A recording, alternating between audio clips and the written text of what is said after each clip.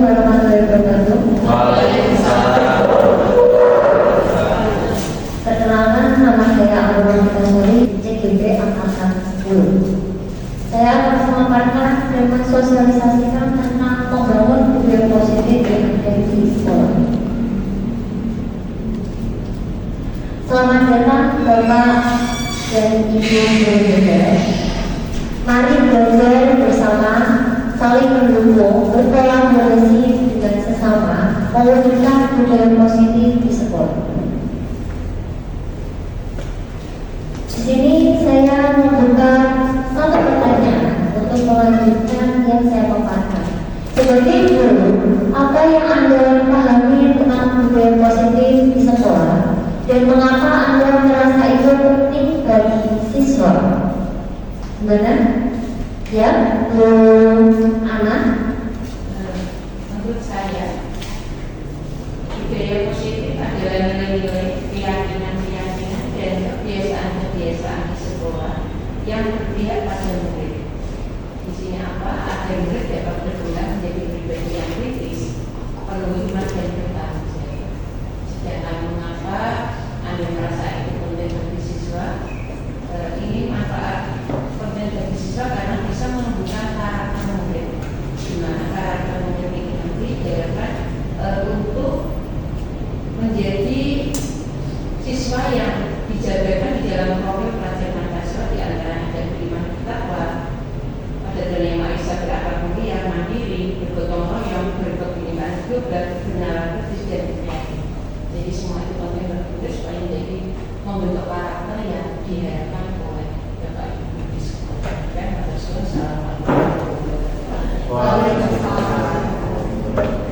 Terima kasih untuk pemaparannya dan pendapatnya dari Bu Ana.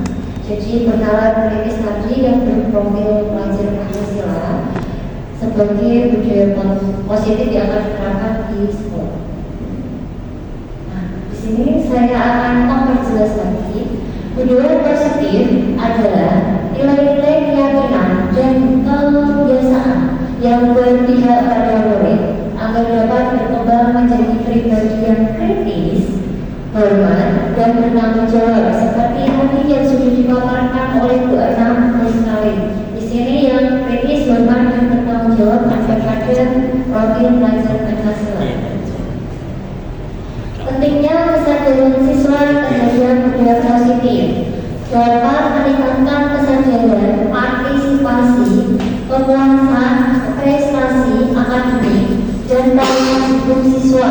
Namun, beberapa sekolah masih mengalami kesulitan untuk mengembangkannya, sehingga diperlukan tindakan konkret untuk meningkatkan kesadaran dan partisipasi siswa dalam budaya positif tersebut. Menciptakan budaya positif di sekolah, khususnya kerjasama dari seluruh kabin sekolah, dari kepala sekolah, guru, serta staf tata usaha, tetap eksekutif sekolah, dan seluruh siswa untuk menciptakan suasana yang nyaman dan aman bagi siswa itu sendiri yang mendorong perkembangan karakter Pancasila, yaitu terutama disiplin positif seperti pembentukan keyakinan kelas. Sebelum keyakinan kelas kita biasanya melalui kesepakatan kelas, dan penerapan tiga restitusi adalah yang efektif untuk menciptakan suasana pembelajaran yang aman, nyaman, dan menyenangkan. Konsep inti budaya positif di sini ada 6. Yang pertama adalah perubahan paradigma belajar. Yang kedua, disiplin positif. Ketiga, kebutuhan dasar manusia. Yang keempat ada 5 posisi kontrol, keyakinan kelas, serta terakhir adalah segitiga restitusi. Bagaimana pendapat Bapak dan Ibu tentang 6 konsep inti budaya positif? Boleh dikemukakan pendapatnya, silakan. Ya, coba Bu Rina. Terima kasih atas waktu yang telah diberikan kepada saya. Di sini saya akan menyampaikan pendapat saya mengenai poin yang pertama, yaitu perubahan paradigma sebagai guru memang harus menyesuaikan pembelajaran kita, perumusan rancangan pembelajaran kita, assessment itu harus menyesuaikan dengan kebutuhan peserta didik. Jadi berdasarkan karakteristik peserta didik dan kita berusaha untuk menciptakan pembelajaran yang berpihak kepada murid. Jadi seperti contoh saya mengajar pelajaran bahasa Inggris, di sini saya mencoba untuk menyesuaikan tentang perubahan paradigma belajar mata pelajaran bahasa Inggris. Di sini saya merancang pembelajaran dan assessment itu sesuai dengan kebutuhan peserta didik. Jadi menurut grade-nya di sini peserta didik atau murid itu kan dalam masa-masa bermain dan belajar. Jadi contohnya ketika pembelajaran bahasa Inggris saya merancang pembelajaran itu dengan menggunakan game dan berbasis literasi digital. Jadi sesuai dengan perkembangan di era digitalisasi saat ini. Demikian, terima kasih. Saya kembalikan kepada Bu. Terima kasih untuk pendapatnya dan berbagi pengalaman dari Bu Lina. Itu untuk yang paradigma belajar. Nah, sekarang Bapak dan Ibu guru yang hebat ini, bagaimana pendapatnya untuk disiplin positif, kebutuhan dasar manusia, posisi kontrol, keyakinan kelas, dan segitiga institusi. Bapak Bu Ratna bisa memaparkan.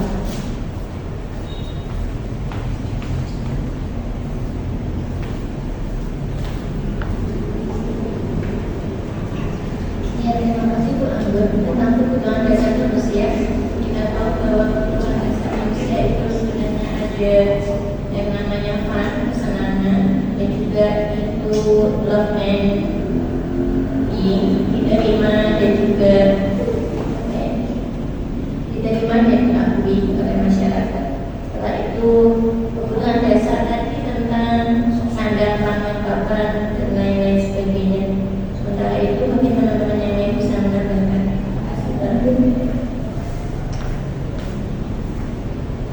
Terima kasih untuk pendapatnya dari Bu Ratna. Saya lanjutkan untuk yang lain, kita tunggu yang belakang. Ya. Nah, di sini pembelajaran paradigma baru, yaitu pendekatan penilaian yang berfokus pada kebutuhan, minat, dan potensi dari setiap siswa yang unik-unik. Karena kita tahu bahwa setiap siswa itu punya minat, bakat yang sangat unik, ya, berbeda sama satu yang lain.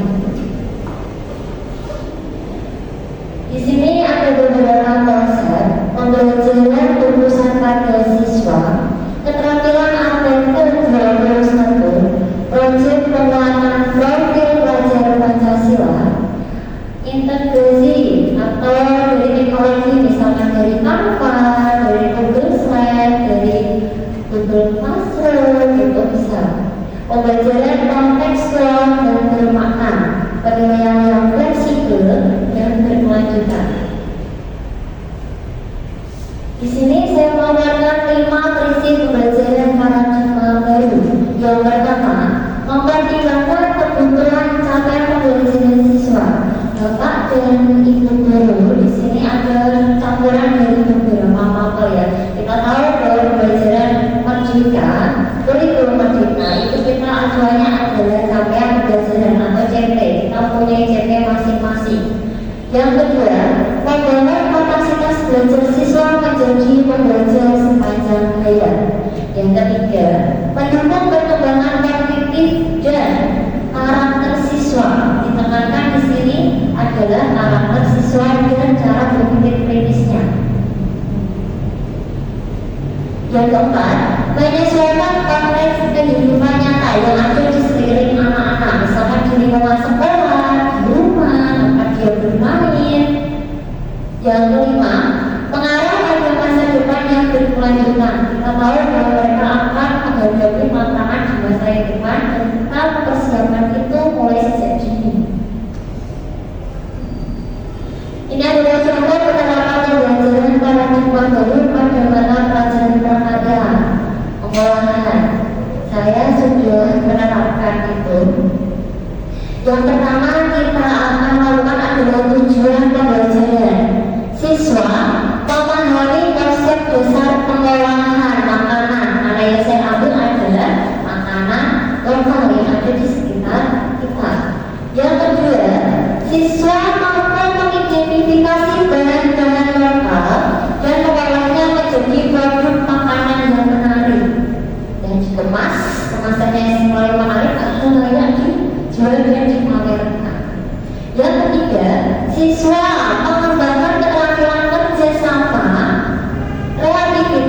dan kewirausahaan. Karena itu memang di sini saya menekankan bahwa hasil karya mereka itu mengacu pada kewirausahaan. Apa hal-halnya di sini? Saya akan yang pertama itu dengan menjelaskan tujuan pembelajaran. Yang kedua, pentingnya pengolahan bahan makanan lokal dan relevansi materi dengan kehidupan sehari-hari. Berarti dikaitkan dengan kehidupan sehari-hari. Anak-anak itu, siswa dan siswi itu berarti biasanya mereka melihat makanan lokal apa saja di sekelilingnya, gitu. Apa aja kelebihan dan kekurangannya, kok bisa ada yang terjual habis, ada yang tidak. Nah itu mereka membuat analisis dengan adanya observasi. Siswa melakukan diskusi awal tentang pengalaman mereka dengan bahan makanan lokal dan produk makanan yang mereka kenal. Maka selanjutnya adalah eksplorasi inquiry. Yang pertama aktivitasnya, siswa melakukan penelitian tentang bahan makanan yang berada di sekitar mereka. Dari mereka lihat makanan yang ada di sekitar mereka itu apa saja mereka cinta. Terus yang kedua, tugasnya mereka. Siswa bekerja dalam kelompok untuk mencari informasi tentang berbagai bahan makanan lokal, termasuk sejarah, nilai gizi, dan bahan makanan lokal itu sendiri terbuat dari apa bahan dasarnya. Terus yang ketiga adalah teknologi. Siswa menggunakan internet untuk penelitian serta aplikasi presentasi seperti Google Slide, Canva untuk mengumpulkan dan menyajikan informasi. Biasanya mereka menggunakan Canva lebih sering karena di HP mereka memori untuk upload, untuk menginstal itu lebih banyak yang pakai Canva karena tidak berada pada memori mereka. Selanjutnya adalah elaborasi proyek. Siswa merancang dan membuat produk makanan dari bahan lokal tersebut. Berarti mereka sudah melakukan aktivitas membuat dan merancang. Itu biasanya merancang pakai kertas dulu, dibuat, dan nanti selanjutnya dipresentasikan. Nah, di sini setiap kelompok presentasikan hasil produknya dan menampilkan produknya itu menggunakan Canva dari pengolahan, tantangan yang dihadapi nanti, atau hasil produknya. Tantangannya itu pada saat pembuatannya bagaimana. Nah, seperti itu. Selanjutnya teknologi yang digunakan untuk presentasi. Biasanya mereka mengambil dari gambar proses pembuatannya atau dari video pembuatan pengolahan tersebut. Diakhiri dengan refleksi ketika kita melakukan pembelajaran. Lalu melakukan refleksi tentang apa yang mereka sudah lakukan pelajari dalam proyek ini, berupa refleksinya secara langsung atau nanti kita pakai apa ya biasanya angket atau apa yang cekes itu boleh. Di sini saya kaitkan dengan paradigma baru. Ada 5, yaitu berpusat pada siswa, pembelajaran yang berfokus pada minat dan pengalaman siswa. Yang kedua adalah kolaboratif, yaitu bekerja sama dalam membuat produk tersebut, mengembangkan keterampilan siswa tersebut. Yang ketiga, berbasis proyek, yaitu melibatkan siswa dalam proyek nyata yang relevan dengan kehidupan sehari-hari yang ada di sekitar mereka. Penggunaan teknologi, ya kita tahu bahwa paradigma baru mengacu pada teknologi. Setiap pembelajaran yang kita sampaikan itu berkaitan dengan teknologi.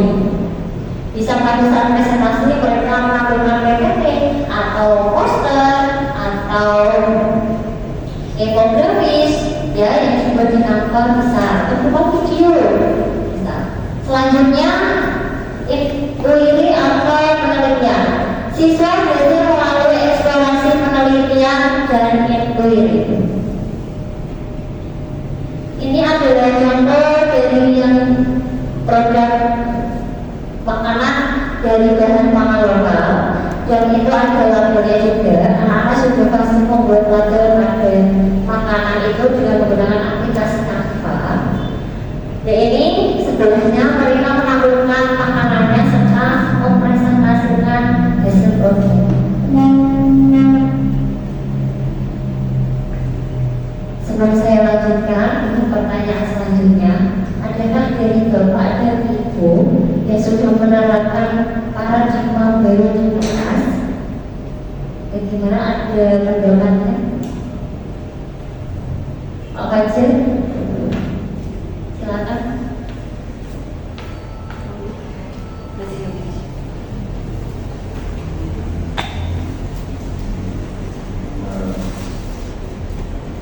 Kalau dari saya biar nasional selalu coba untuk menerapkan hukum pada siswa. Dengan yang pertama pada siswa itu pasti pembelajaran itu harus siswa harus fokus dan pusatnya ada di dirinya sendiri. Tidak apa namanya tetap gabungan dengan gurunya. Kemudian kolaboratif yang pasti setelah ada siswa yang mungkin belum paham, kemudian guru menyampaikan. Nah itu kalau siswanya belum paham dengan apa yang disampaikan gurunya, tapi ada siswa lain yang mungkin lebih paham, dia bisa berkolaborasi dengan temannya yang bahasanya mungkin lebih bisa dipahami. Mungkin baru sampai belajar untuk yang terima kasih.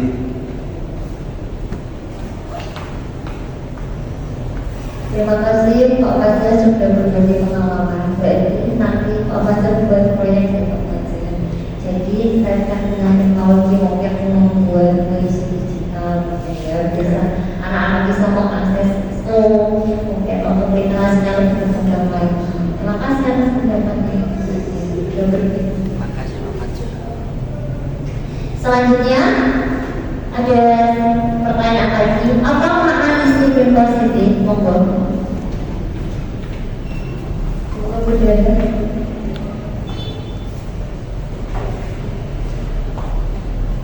Terima kasih untuk ya. Menurut saya disiplin positif adalah menunjukkan sikap tanggung jawab terhadap aturan-aturan yang ada di sekolah maupun di lingkungan yang misalnya seperti kalau anak itu jam 7 harus sudah di sekolah, berarti pagi sudah harus bangun. Mereka sudah harus sadar, oh saya nanti jam 7 ya ke sekolah, berarti pagi jam 5 atau jam 6 harus sudah bangun mempersiapkan diri, kemudian berangkat ke sekolah jangan sampai telat. Terus kemudian di khususnya di SMP 5 ini kan ada bacaan doa. Jadi mereka sebelum melakukan pembelajaran, mereka sudah sadar bahwa jam 7 nanti ada yang namanya Asmaul Husna. Nah itu anak-anak sudah disiplin sejak awal. Kemudian seperti halnya membuang sampah kita kan ada sampah anorganik dan organik.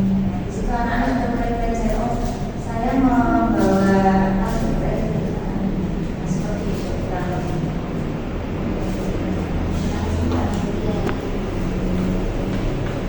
Terima kasih Bu Jero penjelasannya dan berbagi pengalamannya.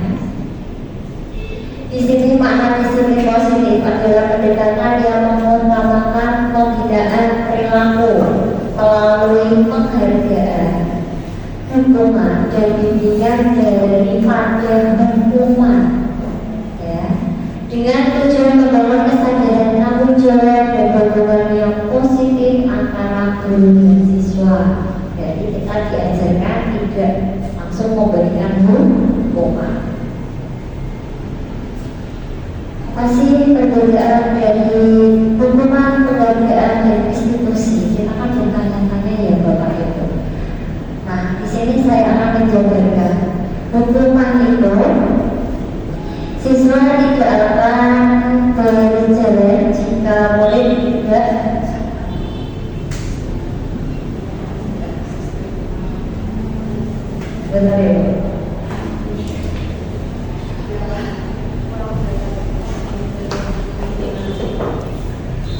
21 menit.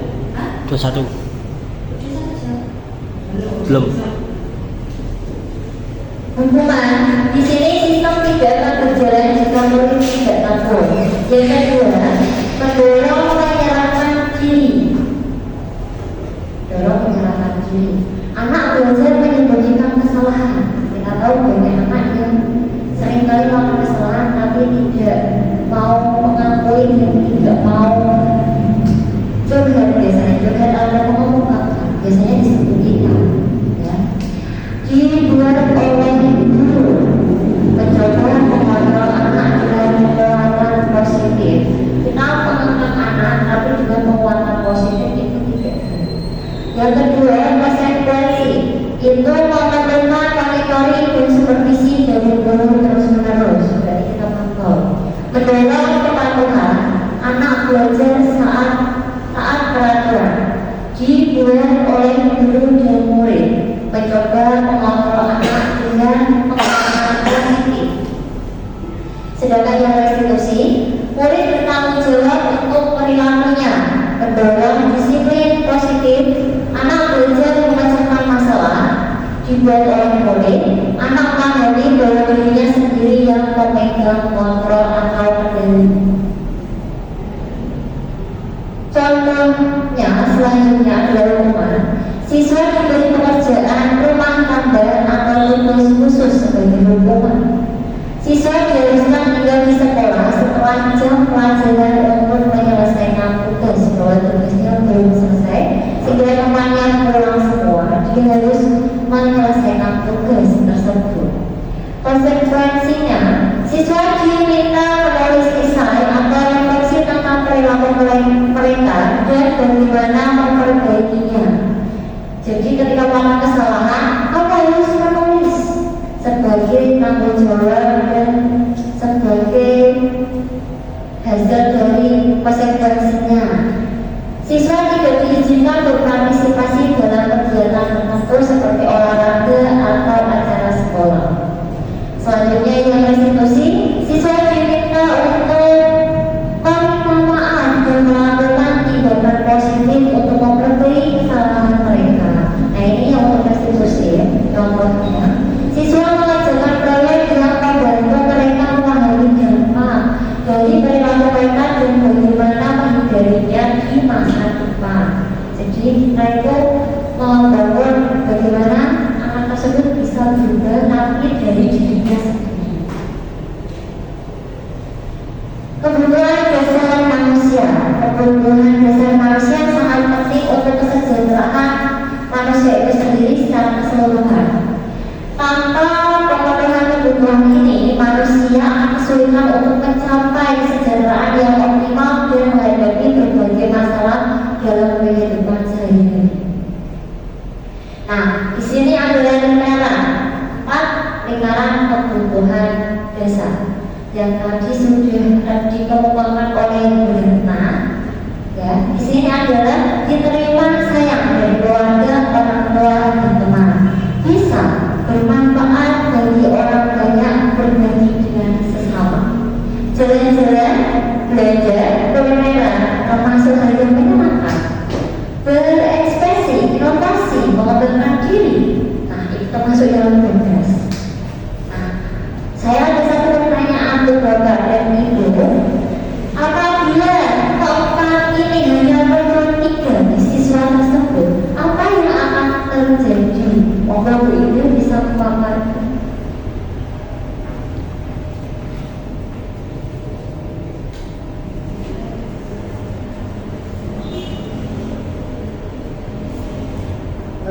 Menurut saya baru apabila salah satu kebutuhan itu tidak bisa tercukupi, maka peserta didik tidak bisa berkembang dengan maksimal atau dengan baik sehingga mempengaruhi pembelajarannya. Itu Bapak Ibu lain bisa mengatakan. Oke, terima kasih untuk pendampingnya dari Bu Indah. Saya lanjutkan. Di sini kebutuhan untuk diterima dan disayang adalah bagian integrasi dan kesejahteraan manusia, memenuhi kebutuhan membantu seseorang untuk merasa lebih bahagia, lebih seimbang, dan lebih kokoh menghadapi tantangan hidup.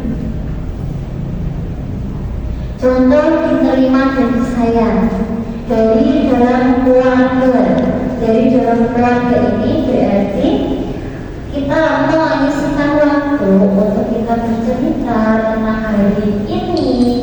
Ketika banyak waktu itu ketika malam, biasanya malam kita sediakan waktu untuk berbincang-bincang tentang aktivitas kita hari ini, meluangkan waktu agar rasa kekeluargaan itu terasa dan kita itu dapat meringankan ya beban kita di hari itu. Apabila ada masalah pekerjaan yang semakin menumpuk, bebannya itu bisa plong apabila kita bercerita dengan satu keluarga kita sendiri ya. Yang kedua adalah orang tua. Di sini ditekankan orang tua itu harus memberikan pujian ya ketika anak tersebut bisa menyelesaikan tugas rumah, tugas sekolah, walaupun itu tidak maksimal, tapi tetap kita memberikan pujian sudah baik dan harus diingatkan lagi seperti itu. Itu bagi siswa itu sangat bermanfaat ya untuk kemampuan berkembangnya siswa tersebut. Teman, nah di sini teman paling kira-kira bapak dan ibu teman itu pengaruhnya paling besar atau tidak di anak-anak? Biasanya yang pengalaman saya itu lumayan besar ya. Mereka itu kena sindrom biasanya anak-anak itu terkena masalah itu lebih dulu itu malah jogetnya kepada teman ya, satu kelompoknya. Kalau satu kelompoknya itu mendukung, menemani bebannya akan terasa ringan. Tapi apabila teman tersebut membawa efek negatif pada siswa tersebut, siswa tersebut akan merasa depresi, tidak percaya diri di dalam kelas. Kita sering menemui ya kan bahwa ada ibu ketika di kelas anak tersebut sering menyendiri sendiri, tidak mau berkelompok seperti itu aja. Nah ini berarti dia menemukan teman yang membawa efek negatif pada dirinya. Selanjutnya bisa kebutuhan dasar manusia yang meliputi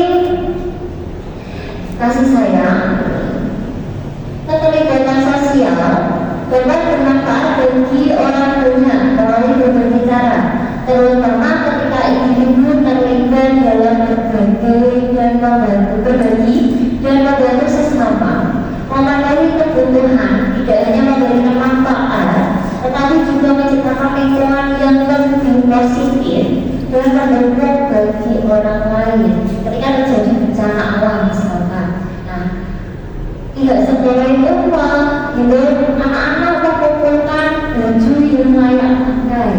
Nah kita sumbangkan ke bencana alam tersebut. Ini berarti kan anak-anak sudah melakukan budaya yang positif itu, berarti bisa membentuk dan bermanfaat bagi orang lain. Di sini ada contoh lain yang bermanfaat bagi orang banyak. Di sini siswa bisa membuat karya seperti kerajinan tangan atau makanan yang bisa digunakan untuk membantu orang yang membutuhkan. Contohnya tadi pengolahan prakarya, kita membuat masakan olahan makanan lokal. Nah, bapak dan ibu serta siswa-siswi bisa mencicipi hasil karya mereka dan bisa membuat anak-anak dan itu membuat manfaat yang cukup besar. Ya. Selanjutnya, kalau yang untuk kerajinan, kemarin kerajinan itu membuat asbak, membuat kalna itu bisa dipajang pada gelar karya dan bisa dimanfaatkan oleh bapak dan ibu, terutama ibu-ibu untuk memasak ya kalau kalna. Selanjutnya berbagi dengan sesama. Siswa bisa mengadakan penggalangan dana untuk membantu teman yang membutuhkan atau proyek sosial tertentu dari bencana alam. Penggalangan dana ada di sini ketika salah satu siswa mendapatkan musibah, orang tuanya meninggal atau rumahnya kebakaran. Nah itu dari sekolah anak-anak itu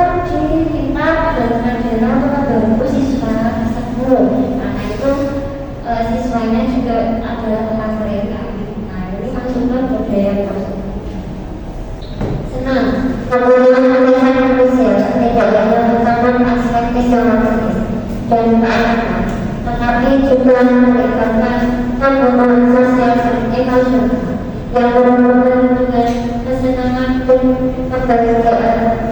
Aktivitas seperti berbelanja, menikmati kuliner, jalan-jalan beraktivitas sebagai cara untuk memenuhi kebutuhan. Contohnya, siswa pergi berlibur ke pantai atau pegunungan saat liburan sekolah untuk menghilangkan stres dan penat setelah ujian. Selanjutnya, menghadiri festival kuliner di sekolah atau di luar sekolah untuk memperkenalkan siswa pada berbagai jenis makanan dan budaya kuliner. Biasanya hobinya siswa itu lebih mengarah ke games atau mancing atau keluar bersama teman-temannya seperti itu. Bebas di sini bebas itu penting untuk menciptakan lingkungan yang mendukung dan mengkomunikasikan kebebasan berekspresi, inovasi dan pengembangan diri. Berarti apa bebas? Berarti anak itu bebas. Contoh bebas di sini sekolah memastikan lingkungan yang aman dan bebas dari bullying serta menyediakan kenyamanan layanan konseling bagi siswa. Ini ada ibu guru BK, berarti menyediakan konseling saat dengan peristiwa anak bisa konseling pribadinya mereka atau masalah yang mereka hadapi. Selanjutnya, mendorong siswa untuk bergabung dengan klub atau organisasi sesuai dengan minat mereka seperti musik, olahraga, atau sains untuk membangun rasa kebersamaan dan persahabatan bisa melalui ekstrakurikuler sesuai minat dan bakat mereka. Selanjutnya, menyediakan ruang dan waktu bagi siswa untuk mengekspresikan kreativitas mereka melalui seni musik, drama, atau proyek ilmiah. Biasanya proyek ilmiah itu mereka melakukan opsi ya. Kalau di sini opsi karya. Nah, seperti itu musik bisa kawinkan, musik tradisional itu mereka bisa mengembangkan bakatnya di sana. Selanjutnya ada 5 posisi kontrol guru. Mohon Bapak atau Ibu bisa mengungkapkan pendapatnya berusaha untuk 5 posisi kontrol guru. Monggo. Terima kasih waktu yang diberikan kepada saya. Untuk posisi kontrol guru ini yang pertama posisi pendukung, pembuat rasa bersalah, posisi teman, posisi pemantau, posisi manajer. Di antara kelima ini, seorang guru ini yang berbagi itu menjadi posisi manajer untuk memantau siswa-siswa peserta didik jangan sampai menjadi mendisiplinkan siswa dengan posisi pendukung. Ya, dari saya, assalamualaikum warahmatullahi wabarakatuh. Terima kasih untuk pendapatnya Prof. Jadi 5 posisi kontrol dulu. Yang pertama adalah mendukung, kedua memberi rasa bersalah, ketiga posisi teman, posisi pemantau, dan yang terakhir posisi manajer. Jadi berusaha pendapatnya pada posisi manajer dan lebih baik. Nah, sekarang saya akan memaparkan dari kelima posisi tersebut. Yang pertama adalah posisi pembunuh. Penting bagi guru untuk menggunakan pendekatan yang adil dan penuh empati dan perhatian terhadap kebutuhan individu saat memberikan hukuman. Tujuannya hukuman haruslah untuk mendidik dan membimbing siswa dalam memperbaiki perilaku mereka, bukan untuk menghukum atau merendahkan mereka. Ya, posisinya itu seperti itu. Contoh guru pada posisi menghukum, memberikan teguran lisan. Kedua, memberikan hukuman tertulis. Kamu harus menulis 100. Saya minta maaf ketika pelajaran Pak. Siapa? Tidak akan mengulangi lagi. Nah, penulisannya sampai 100 atau Selanjutnya, mengeluarkan siswa dari kelas. Nah, kita tahu bahwa kita sudah banyak mengalami itu ya Bu, Bapak, Ibu. Yang di sini ketika siswa terlambat, biasanya kita waktu asal usulan. Nah, banyak teguran, sudah kamu keluar saja, nanti saja masuknya karena kamu terlambat, tidak mengikuti asal usulan seperti itu. Berarti kan dikeluarkan dari kelas atau biasanya tidak mengajarkan tugas sehingga anak tersebut dikeluarkan pada jam yang kita lakukan pembelajaran pada waktu itu. Selanjutnya, memberikan sanksi sosial atau hukuman. Biasanya kalau tidak mengajarkan tugas, silakan lari lapangan 10 kali atau berdiri di depan kelas selama jam pelajaran saya. Apabila jam pelajaran 3 jam, berarti itu berdiri sampai 3 jam seperti itu. Itu tidak diperbolehkan. Di posisi penghukum tadi. Membuat rasa bersalah. Guru berusaha untuk membangun hubungan yang kuat dengan siswa berdasarkan ya, tentang bukaan penghargaan dan ketika menghadapi di mana siswa telah melakukan kesalahan atau melanggar aturan, guru menggunakan kontrol pada siswa tersebut, memberikan sebuah kata atau secara lisan itu membuat siswa tersebut merasa bersalah untuk tentang konsekuensi dari tindakan mereka tanpa meredakan dan mempermalukan mereka. Contohnya di sini adalah menjelaskan bagaimana seorang siswa telah mengganggu teman sekelas atau pada proses belajar mereka jelas sama temannya dari belakang dipegang rambutnya, tasnya dilempar, sepatunya disembunyikan, banyak seperti itu. Guru mengungkapkan rasa kecewa terhadap tindakan siswa dengan cara yang membuat siswa memahami bahwa perilaku mereka tidak sesuai dengan biasanya kita menekankan rasa bersalah itu. Udah tahu itu salah, tapi kamu masih mengulangi lagi. Itu salah benar, salah seperti itu. Jadi kita menekankan bahwa rasa bersalahnya itu lebih tinggi. Maksudnya bapak dan ibu dia tidak mengulangi lagi. Tapi statement tersebut akan membawa anak sampai yang namanya membuat rasa bersalah. Jadi dia kayak minder seperti itu bisa. Selanjutnya posisi teman, kita sebagai teman. Nah di sini guru itu mengambil posisi teman, disiplin. Guru memainkan peran yang berusaha membimbing, mendukung perkembangan siswa secara menyeluruh. Biasanya kita mengakrabkan diri sama siswa. Ya, siswa itu mengungkapkan semua orang-orangnya dari awal sampai akhir seperti itu. Itu posisi kita sebagai teman, kita akan memberikan solusi seperti itu. Contohnya, mendengarkan dengan empati, menggunakan bahasa yang ramah dan tidak formal, mengadakan sesi berbincang-bincang santai, biasanya mengajak sini Askan, ngobrol ngomong sebentar sambil duduk di depan musola seperti itu. Memberikan pujian dan dukungan, menghargai pendapat dan ide siswa. Ingat, Bapak dan Ibu, kita posisi teman tapi ada batasannya. Di sini kita adalah guru yang membimbing, sedangkan itu siswa yang perlu dibimbing. Posisi pemantau, guru berperan sebagai pemantau yang bertanggung jawab untuk menciptakan lingkungan kelas yang mendukung, mengelola perilaku siswa secara proaktif dan memberikan arahan yang jelas tentang harapan perilaku.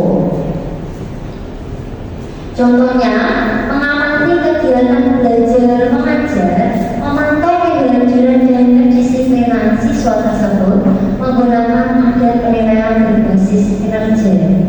Kita pantau apabila siswa tersebut pernah melakukan kesalahan, kita memantau terus atau kita memantau dulu perkembangannya.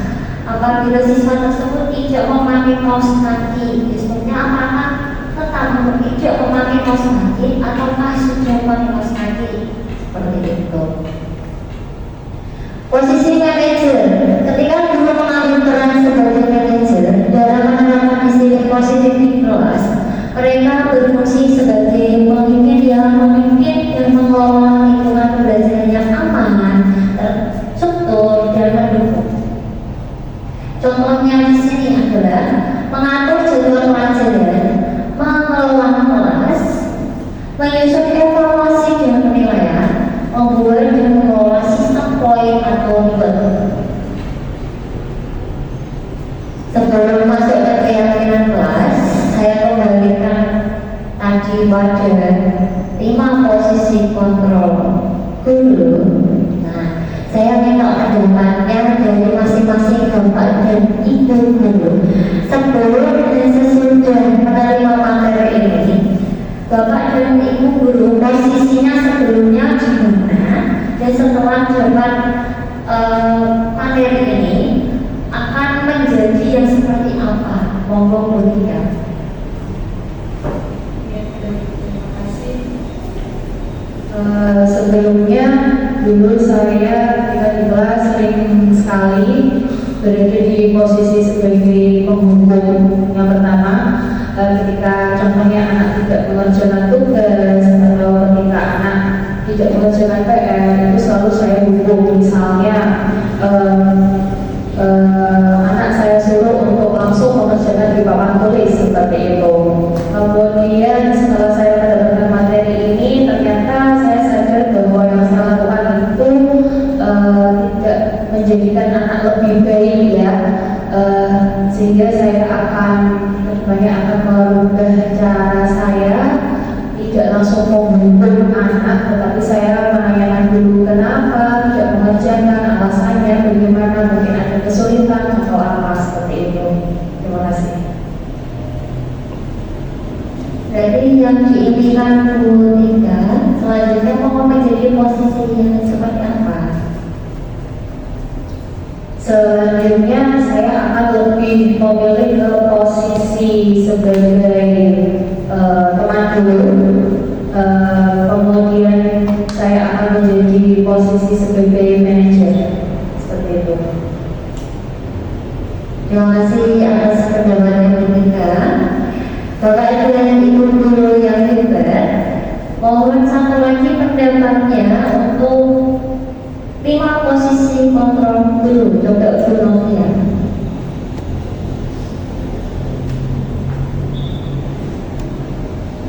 Terima kasih sebelumnya. Biasanya saya kalau di kelas itu berusaha menerapkan untuk menjadi posisi teman. Jadi di dalam kelas itu mereka bisa bercerita atau memberikan informasi yang tidak bisa mereka sampaikan kepada gurunya. Terus setelah melihat materi tadi, saya berusaha untuk mencoba menjadi posisi manajer. Sekian dari saya.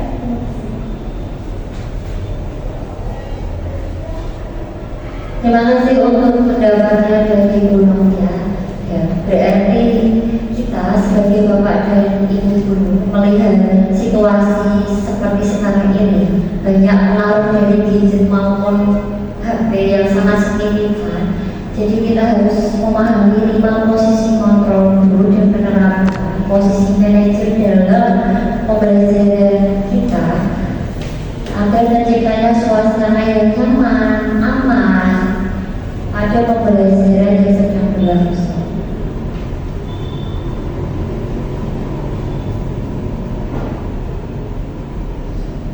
Saya lanjutkan untuk yang keyakinan kelas.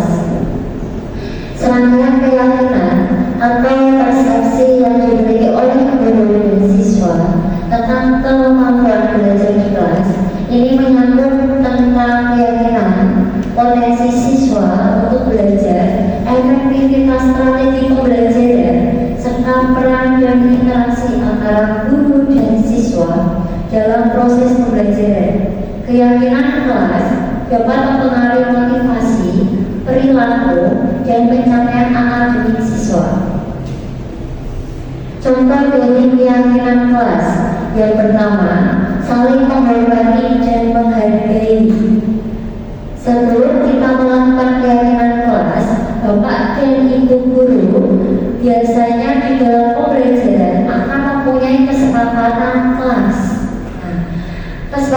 kelas itu akan adanya konsekuensi yang akan dilanggar siswa, dan itu disepakati oleh seluruh siswa yang berada di kelas tersebut pada mata pelajaran tersebut.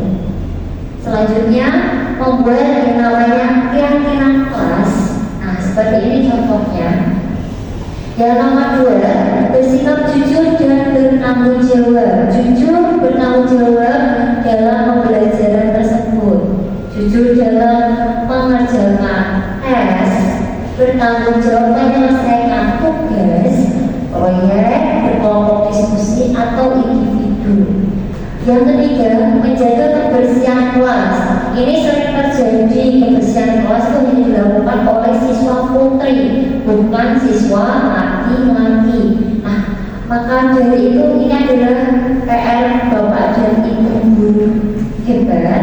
Ini adalah tema tugas kita yang seringkali memang kita hadapi pada wali kelas.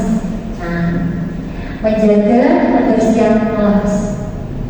Keempat, menjaga ketertiban kelas, tidak gaduh, tidak jalan sama teman. Nah, seperti itu pada proses pembelajaran, pada saat kita menerangkan biasanya ada yang seperti itu. 5, membantu teman yang membutuhkan. Nah, seperti ini, teman yang membutuhkan tidak punya pulpenku, itu ada yang membutuhkan pulpen. Tapi ingat, Bapak dan Ibu, ada beberapa siswa yang memang sengaja tidak membawa pulpen. Padahal dia sekolah harusnya sudah menyiapkan pulpen tersebut. Selanjutnya, berkomunikasi dengan baik. Berkomunikasi dengan baik dengan sesama siswa, dengan guru yang mengajar, dan dengan wali kelas, agar terciptanya suasana yang nyaman, aman, dan kondusif di dalam kelas. Ketujuh, mendengarkan dengan penuh perhatian. Kedelapan, menerima pendapat orang lain pada saat presentasi seperti itu. Siswa presentasi, yang lain mendengarkan dan memberikan umpan dari selanjutnya, berani mengemukakan pendapat. Nah, tadi saat presentasi atau saat Bapak dan Ibu guru menanyakan, apakah sudah paham? Paham, Bu. Tapi ketika tes biasanya itu tidak paham karena nilainya di bawah yang seperti kita harapkan. Nah, ini PR kita untuk kita harus membuat keyakinan kelas di dalam kelasnya kita. Jangan hanya wali kelas. Kita sebagai guru mawar juga harus membuat keyakinan kelas, karena kesepakatan sama peserta didik agar terciptanya suasana kelas yang nyaman, aman, dan kondusif terutama. Menyelesaikan masalah secara damai. Ada permasalahan dari siswa dan bapak atau ibu guru biasanya mengacu pada protes penilaian. Nah, seperti itu. Karena tidak ada puas anak tersebut, maka siswa atau siswa tersebut protes. Saya tidak kenapa kok disalahkan, faktornya apa, gimana kesalahannya, seperti itu. Itu juga kita harus pahami, masukkan ke keyakinan kelas bahwa dapat menyelesaikan masalah secara damai agar anak setuju dengan kita juga setuju. Terciptalah yang namanya keyakinan kelas. Nah, seperti itu. Selanjutnya adalah segi institusi. Proses menciptakan kondisi bagi peserta didik untuk memperbaiki semangat mereka, sehingga mereka bisa kembali pada kelompok mereka dengan karakter yang lebih kuat. Nah, di sini ada 3 segitiga institusi. Yang pertama, kestabilan identitas. Kedua, validasi kebutuhan. Ketiga, menanyakan keyakinan. Langkah-langkah segitiga institusi. Yang pertama, kestabilan identitas. Kalau memang punya alasan mengapa melakukan hal itu, kita pertama menanyakan itu pada siswa. Yang kedua, adakah cara yang lebih efektif untuk mendapatkan apa yang kamu butuhkan? Kita tahu Bapak dan Ibu bahwa ketika ada masalah, anak itu emosinya itu tidak terkontrol, ya. Jadi kita harus menstabilkan identitasnya dulu. Kita itu memberikan pujian dulu. Kamu biasanya itu berbakat di sini, kenapa kamu seperti ini? Seperti itu. Harusnya kamu jadi anak yang pintar,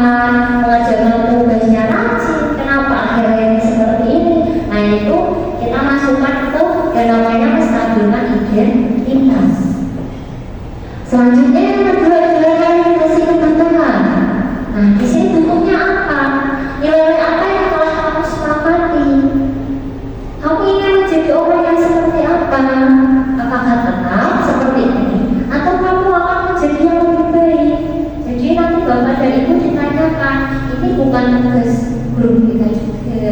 Ini guru apalagi wali kelas juga, karena bisa ibasnya kan kita pembelajaran agar terciptanya suasana nyaman, anak nyaman sama kita, pembelajaran nyaman sama kita, aman dan lebih kondusif. Ketiga, menanyakan keyakinan. Setiap orang pasti pernah melakukan kesalahan. Ketika panjenengan bapak dan ibu menanyakan ke anak tersebut, awalilah dengan ini: semua orang pasti melakukan kesalahan, tidak luput dari yang namanya kesalahan. Bapak ibu pun juga pernah mengalami kesalahan. Kamu bukan satu-satunya yang pernah melakukan hal ini. Teman-teman juga ada, tapi mereka itu berubah. Nah, bagaimana dengan kamu?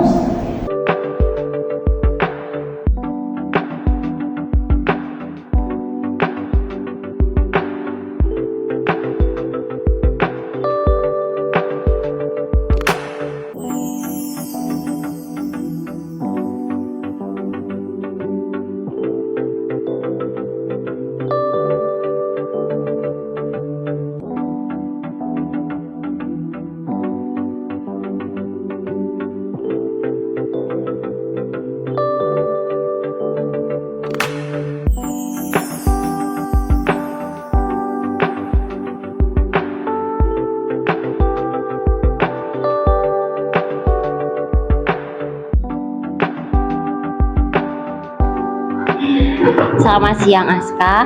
Siang Bu. Maaf ya Bu Anggun memanggil Aska pada hari ini. Ya. Bu Anggun itu dapat laporan dan ingin bicara sedikit saja sama Aska.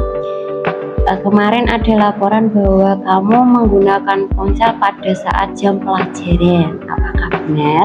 Ya, itu benar Bu.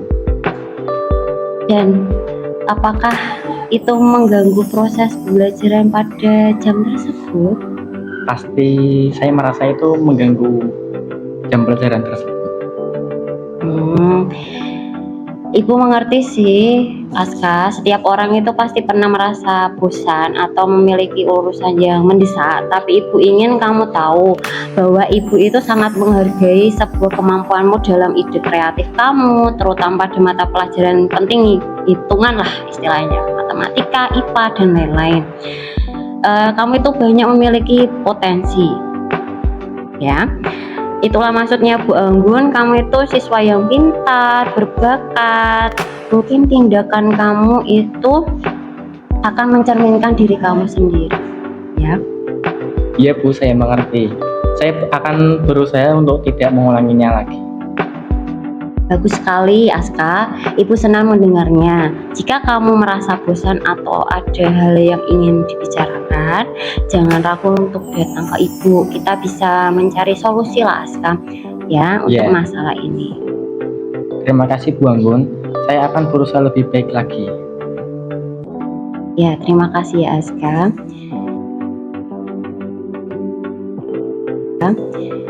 Ibu akan menanyakan sesuatu.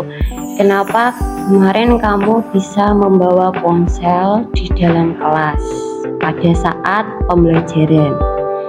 Nah, kamu ketika membawa ponsel kan akan kehilangan fokus pada mata pelajaran yang sedang dibahas di dalam kelas. Kenapa kok bisa seperti itu?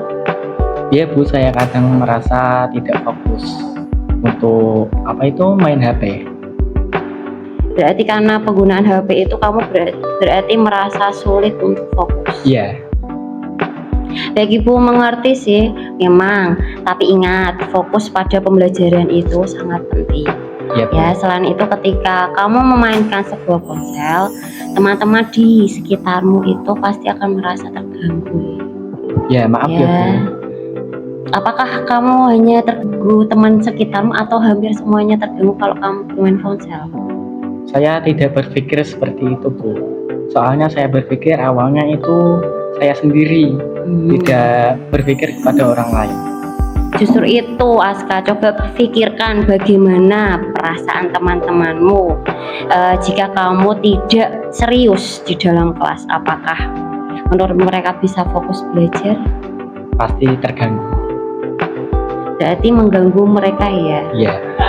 Tepat sekali, ini bukan hanya tentang dirimu, tetapi juga bagaimana kita menciptakan lingkungan belajar yang kondusif untuk semua orang. Jika semua siswa membawa ponsel untuk dimainkan dalam kelas, apa yang akan terjadi pada suasana belajar kita? Coba Aska. Pasti semua siswa itu tidak fokus dan guru itu tidak merasa dihargai. Ya, betul sekali Aska. Itulah yang Ibu maksud di dalam sini. Kita semua itu mempunyai tanggung jawab untuk menciptakan suasana belajar yang baik. Terus Ibu ingin bertanya satu lagi. Bagaimana caramu, menurutmu, cara terbaik kamu untuk mengatasi rasa bosan di dalam kelas ya, tanpa harus bermain ponsel HP tadi? Gimana? Caranya itu yang pertama itu bisa mengajak teman untuk mengobrol, seperti mengobrol permainan atau mengobrol tentang seputar teknologi. Kemudian bisa bermain di kelas juga sih Bu, bermain yang sederhana seperti itu. Oke, itu ide yang sangat bagus Aska. Ibu senang sekali mendengarnya. Ibu percaya bahwa kamu bisa menemukan cara yang lebih positif, tetap fokus dan terlibat di dalam kelas. Ingat, tindakan kecil ini membawa perubahan besar bagi diri kita dan lingkungan kelas sekitar kita ya. Ya. Terima kasih Bu Anggun. Saya akan berusaha lebih baik dan tidak mengulangi kesalahan tersebut lagi. Sama-sama Aska, Ibu selalu ada untuk membantumu.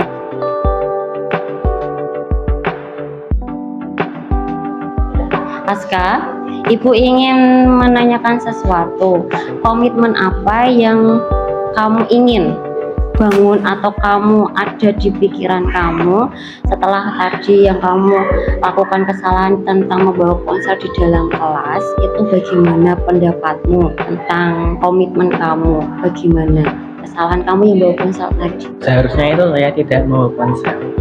Seharusnya tidak bawa ponsel. Ya. Ya, bagus sekali Aska. Ibu senang mendengarnya sekarang. Ibu ingin mendengar pendapatmu sekarang ya. Menurutmu, apa yang bisa kita lakukan untuk memastikan situasi seperti ini tidak terjadi lagi? Mungkin ada saran atau solusi yang bisa kamu sampaikan? Ya, mungkin bisa mengadakan razia di setiap kelas. Kemudian razia yang masuk ke kelas-kelas juga seperti itu Bu. Tapi tanpa memberitahu ada informasi pada siswa gitu. Yang pertama, yang lebih efektif lagi Aska, yang di dalam kelas menurutmu, tidak yang meluas dulu ke beberapa kelas, itu apa? Mungkin kita bisa membuat aturan bersama tentang penggunaan ponsel seperti itu Bu. Ya, mungkin nanti ada kesepakatan di dalam kelas ya. Iya. Kemungkinan penggunaan ponsel itu pada jam-jam tertentu atau digunakan pada mata pelajaran tertentu yang diawasi oleh Bapak Ibu. Iya. Ya, itu bagus sekali usulannya. Mungkin kita bisa membuat apa lagi? Poster mungkin. Iya, bisa. Ya, ditempelkan di dalam beberapa kelas untuk menyampaikan bahwa penggunaan HP itu juga ada batasannya. Iya. Setuju Aska? Setuju. Ibu sangat menghargai tawaranmu untuk membantu. Ini bisa menjadi cara untuk menebus kesalahanmu dan juga membantu teman-teman sekelas itu ingin memberikan kesempatan kepadamu untuk lebih terlibat dalam proyek kelas. Bagaimana kalau kamu menjadi ketua tim proyek misalkan pembuatan benda-benda dari matematika, misalkan tabung, prisma, atau bagaimana Aska? Mau ketua? Mau. Oke, berarti bagus, senang sekali. Berarti kamu ada etikat yang baik. Terima kasih atas kepercayaannya. Saya nanti kamu yakin akan bisa melakukannya dengan baik. Ibu hargai komitmenmu dan partisipasimu dalam membuat lingkungan belajar kita yang lebih baik. Jika kamu butuh bantuan atau ide, jangan ragu untuk bicara dengan Ibu ya. Ya, terima kasih ya Bu. Sama-sama Aska, mari kita kembali ke dalam kelas lagi untuk melakukan pembelajaran jam selanjutnya. Ya. Kita yakin atau Ibu yakin bahwa kita semua itu bekerja sama itu menciptakan lingkungan belajar yang lebih baik, kondusif dan nyaman untuk kita semua ya. Makasih Aska. Ya, sama. Selanjutnya Sebelum saya nanti akhiri dengan sedikit restitusi, ini ada satu pertanyaan, bagaimana budaya positif di sekolah dapat memberikan manfaat yang signifikan bagi siswa, guru, dan seluruh komunitas sekolah? Bagaimana memberikan? Terima kasih.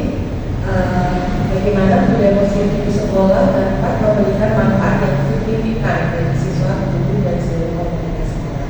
Jadi budaya positif itu sangat dibutuhkan terutama di lingkungan sekolah, karena dengan adanya budaya positif pasti nanti akan mewujudkan lingkungan yang positif bagi seluruh warga sekolah. Jadi ini sangat penting sekali dalam menerapkan budaya positif di sekolah. Gitu. Terima kasih. Terima kasih Bu Dana atas pendapatannya. Saya lanjutkan. Manfaat budaya positif bagi guru, siswa, dan seluruh komunitas sekolah: meningkatkan kesadaran siswa, meningkatkan motivasi belajar, meningkatkan kualitas hubungan antar guru, siswa, dan staf sekolah, meningkatkan disiplin siswa, meningkatkan kerjasama antara guru, siswa, dan orang tua, meningkatkan lingkungan belajar yang kondusif. Nah, poin yang paling kita harapkan itu nomor 6 ketika waktu pembelajaran kondusif di dalam kelas. Anak tidak lari sendiri-sendiri, tidak belajar di belakang, tidak keluar-keluar. Padahal itu memang PR yang paling susah untuk dikerjakan Bapak Ibu yang sudah dikerjakan tapi masih seperti itu. Nah, itu memang tugas kita ya Bapak Ibu. Komponen-komponen yang membangun budaya positif di sekolah: yang pertama, disiplin positif; 2, kesepakatan kelas; 3, pemenuhan kebutuhan dasar; 4, 5, posisi kontrol; segitiga restitusi; 6, komunikasi terbuka; 7, memotivasi dan mendukung; 8, pengembangan karakter; 9, pengembangan profil pelajar Pancasila; 10, kerjasama antara guru, siswa, dan orang tua. Selanjutnya pertanyaan terakhir, apa peran guru dalam membangun budaya positif di sekolah? Monggo Bu Ana.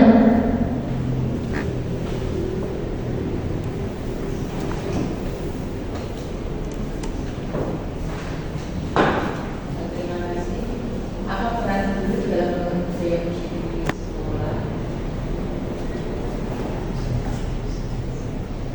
Peran guru dalam membangun budaya positif di sekolah ini adalah kita sebagai guru hendaknya tetap memberikan tadi yang disampaikan ke anak dan beberapa disiplin positif, termasuk nanti kewajibannya adalah keyakinan pasien diterapkan di sekolah sehingga nanti bisa terdevelop budaya positif yang ada di lingkungan sekolah.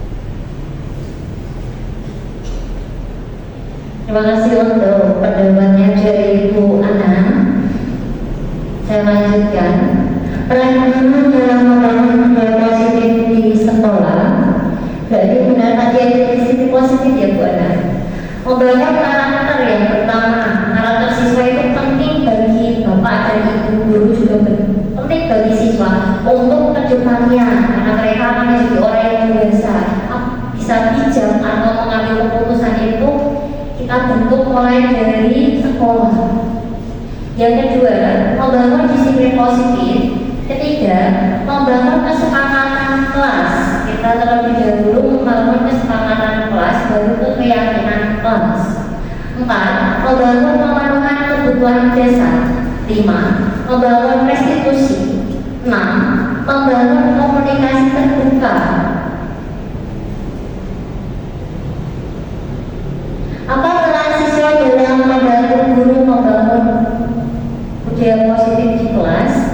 Nah, yang pertama adalah membantu membuat kesepakatan kelas. Kedua, membantu membangun disiplin positif, membantu membangun keyakinan kelas, membantu membangun restitusi, membantu membangun lingkungan membantu membangun kesadaran diri sendiri, membantu membangun karakter. Kedelapan, membantu membangun profil pelajar Pancasila. Terima kasih untuk Bapak dan Ibu guru hebat. Kita bareng-bareng mengeluarkan slogan CGD tahun 2023 ini. Salam guru penggerak, penggerak, tergerak, bergerak, penggerak dari mulai tergerak, bergerak, dan menggerak. Moga Bapak Ibu sama-sama ya.